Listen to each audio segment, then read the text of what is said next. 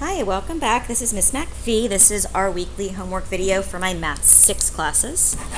For our homework that's due tomorrow, May 17th. Today is Thursday, May 16th. We do have homework this week and next week.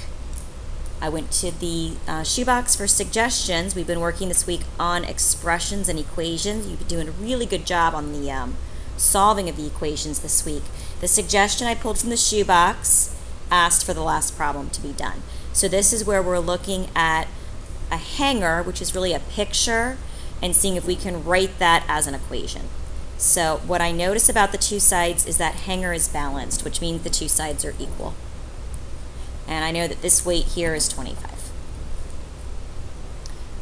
On the first side, I have this value W, this variable. I don't know what W is, but I know it's a number, and I have 4 of them.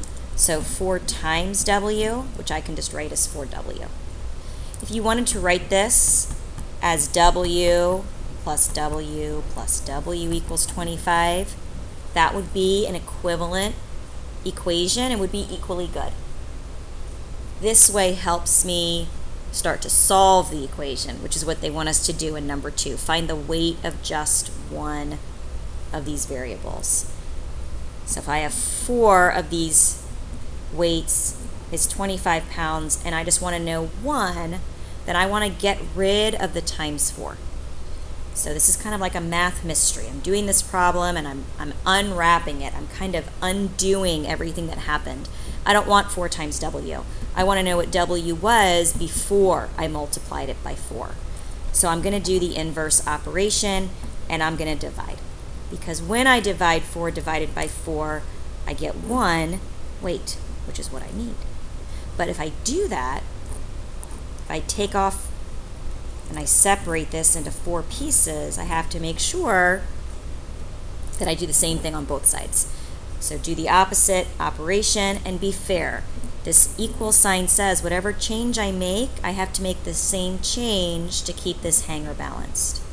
Okay, now here's where the problem gets really easy. You're actually done because a division problem is also a fraction.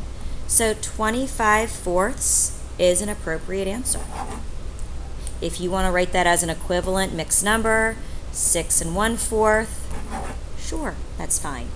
If you want to write its equivalent decimal, 6 25/100, that would be fine.